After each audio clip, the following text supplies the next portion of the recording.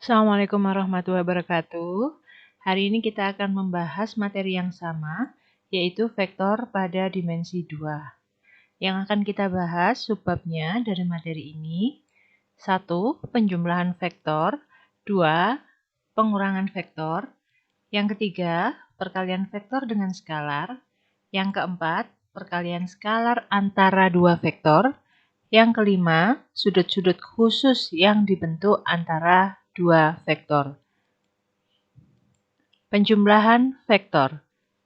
Dalam penjumlahan vektor, hanya komponen yang sejenis yang dapat dijumlahkan. Sama halnya ketika kita mau menjumlahkan matriks.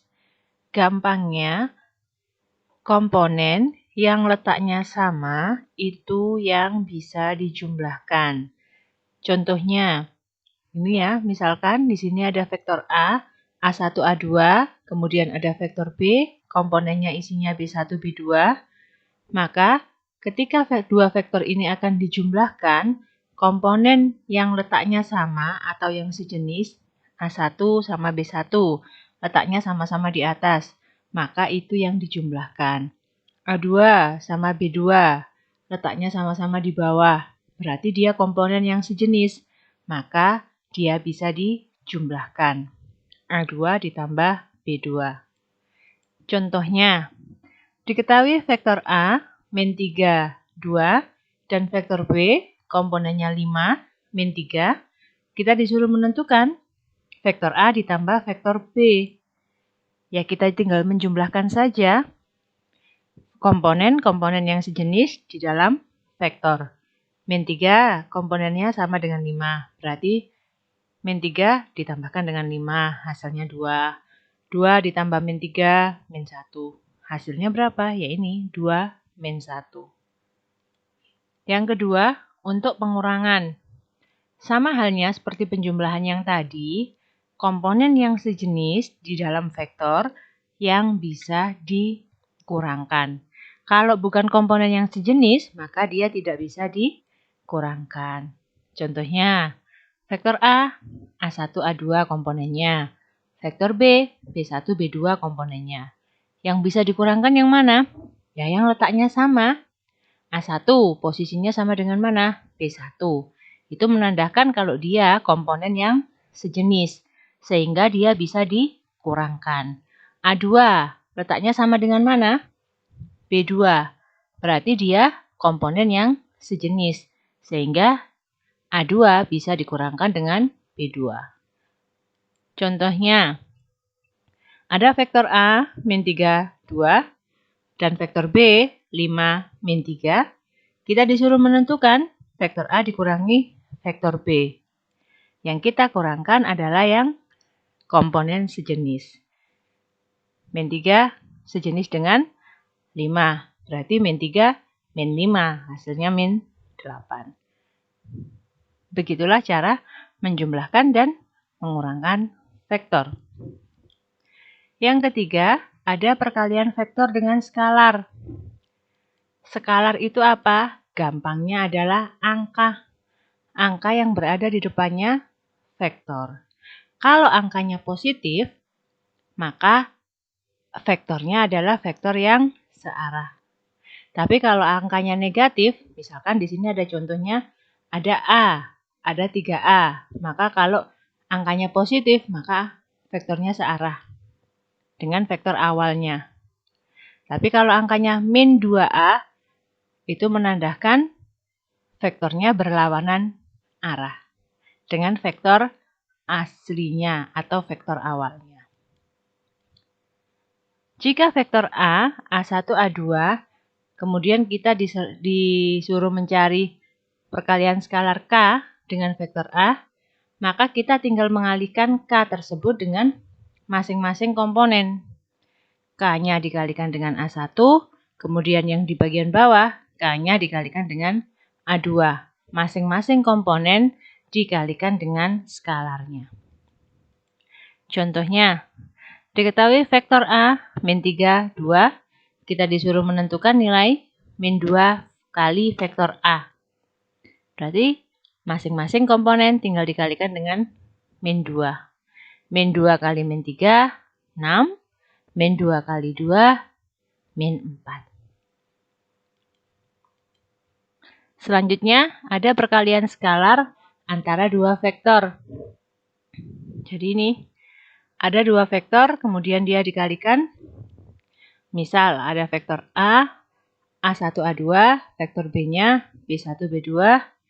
Maka, untuk menentukan perkalian kedua vektor ini, bisa digunakan dengan dua cara. Untuk cara yang pertama, kita mengalihkan komponen-komponennya. Untuk yang kedua, cara yang kedua, kita menentukan panjang vektornya terlebih dahulu. Kemudian, kita menentukan besar sudut yang dibentuk antara dua vektor. Contohnya, diketahui vektor A 5, 12, vektor B-nya 8, 6. Kita disuruh menentukan nilai dari vektor A dot vektor B. Yang kedua, yang B, kita disuruh menentukan kosinus antara vektor A dan vektor B. Untuk yang pertama, vektor A kali vektor B atau vektor A dot vektor B. Tinggal dikalikan saja komponen-komponen yang sejenisnya. 5 kita kalikan dengan 8, kemudian ditambahkan dengan 12 dikalikan 6. Hasilnya berapa? 112. Selanjutnya, kalau kita disuruh mencari kosinus, berarti yang kita cari pertama adalah panjang vektor A sama panjang vektor B. Kita gunakan teorema Pythagoras. Panjang vektor A, akar 5 pangkat 2 tambah 12 pangkat 2 sama dengan akarnya 169. Berapa? 13. Panjangnya vektor B. Panjang vektor B berarti kita gunakan juga Pythagorasnya. Akar 8 pangkat 2 tambah 6 pangkat 2, ketemunya akar 100, hasilnya 10. Baru kita tentukan nilai kosinus tetanya. Kosinus sudutnya ya. Dari mana rumus ini? Dari turunannya ini. Vektor A dot vektor B sama dengan panjang vektor A kalikan panjang vektor B kalikan kosinus. Sehingga kalau kita mau mencari kosinus sudutnya, tinggal dirubah jadi pembagian.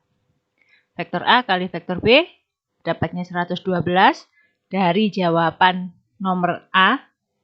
Kemudian dibagi dengan perkalian panjang masing-masing vektor. Hasilnya 112 dibagi 130.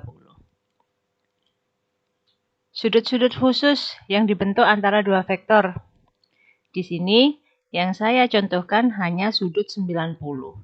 Nanti ada sudut 0 derajat, ada sudut 180 derajat, dan masih banyak sudut yang lainnya. Bisa kalian pelajari di modulnya.